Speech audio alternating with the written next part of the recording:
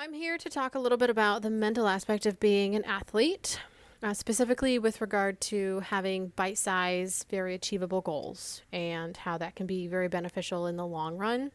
Um, and how we can sort of supplement our big mountain sized goals with these little ones in order to make sure that we're building healthy habits. We're not burning out, we're avoiding burnout. We are staying consistent with our training, um, things along those lines.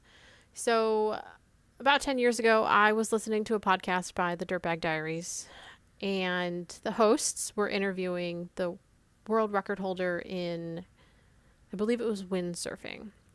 She was a woman from England, and I believe it might have even been a secondary sport for her.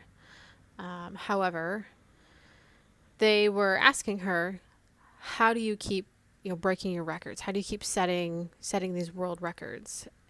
And I think to everyone's surprise, her answer was relatively simple.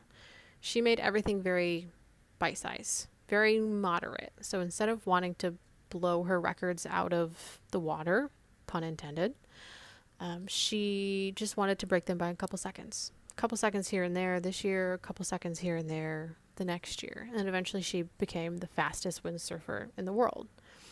How can this pertain to you? How can you apply it to your life? What are some attainable goals, some bite-sized, moderate, slightly boring goals that you can set for yourself that are 100% achievable so that you are building enough, basically so that you're building a positive feedback loop. And so examples being, for me, I struggle a lot with fatigue, especially as I start to, as my volume builds, I really start to feel the fatigue. My body is not a very adaptable body, but what can I do? I really focus on rest days. I take the elevator on rest days. How little number of stairs can I take on days where I am supposed to be resting? I have a job where I'm on my feet all the time. It's not really possible when I'm working, but I can avoid stairs. So that's an attainable goal for me. During transition periods, I'm moving into base season right now. My summer season just ended. Season didn't go super well, but I'm out there to enjoy some group rides. These are very achievable goals for me because it involves A, being a little lazy on rest days, and B, just going out and exploring, looking for pretty things.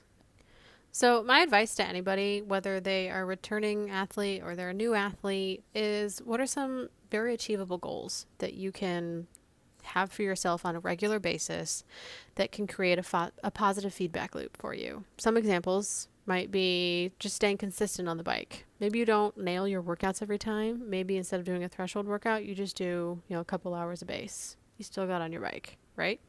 Another thing that you could focus on is your nutrition.